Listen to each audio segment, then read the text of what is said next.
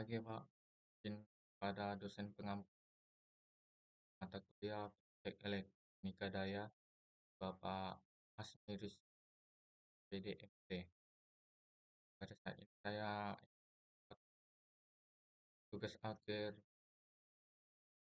tugas akhir mengenai analisis dan perhitungan konverter gelombang penuh satu fasa dengan CT menggunakan MATLAB.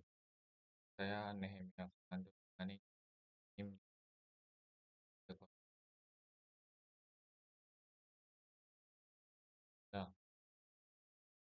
Nah, konverter gelombang penuh satu fasa dengan CT adalah suatu rangkaian penyeara atau rectifier yang menggunakan transformator dengan titik tengah pada sisi sendernya serta dua dioda untuk mengubah arus bolak-balik arus arah.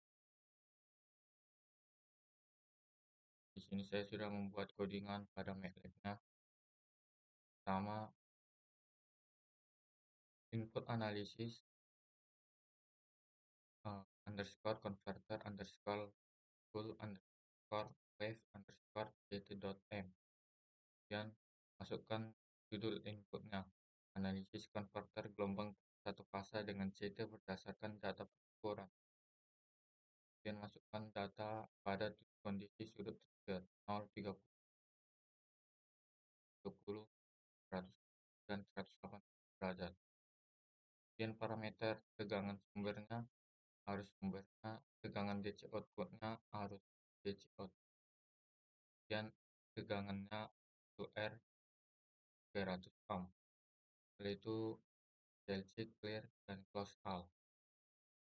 Kan input data pengukurannya itu format fs atau fs atau a, fdc atau f, fdc a. Masukkanlah data-datanya ada pada PPT.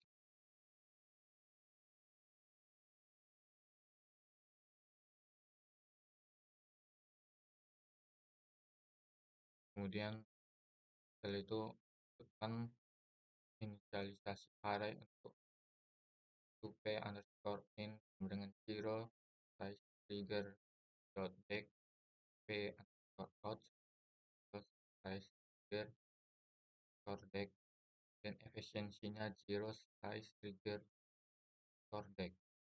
Kemudian power faktor plus size trigger underscore back. Kemudian masukkan input, hitung daya inputnya, daya output, efisiensi, dan faktor dayanya. For I sama dengan 1 bagi length dan fs sama dengan data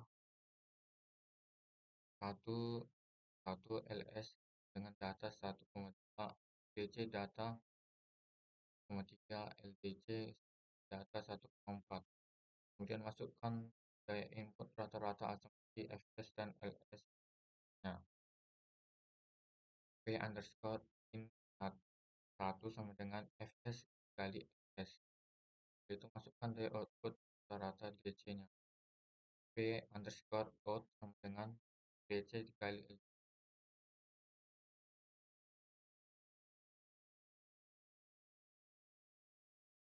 Setelah itu masukkan visualisasi hasil perbandingan daya input dan output secara efisiensi.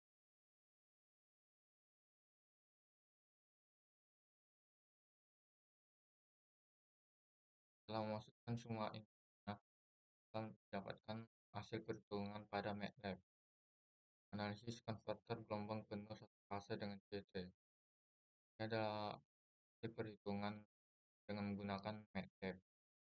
Ini hasil perhitungan pada sudut trigger 0 derajat, dan ini adalah perhitungan sudut trigger pada 30 derajat.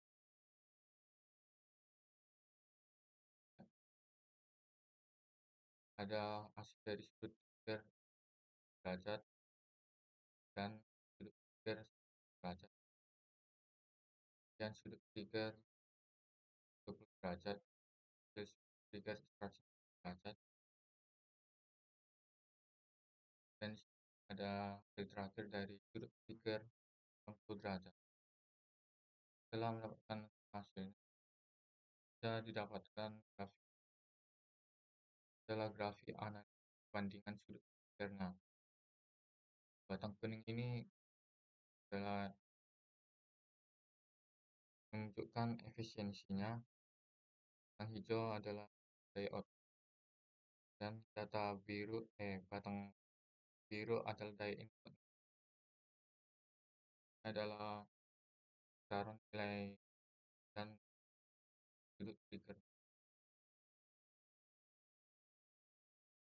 Pada grafik ini menunjukkan bahwa variasi sudut triggernya dari 0 derajat hingga 180 derajat tidak terpengaruh signifikan daya output maupun efisiensi.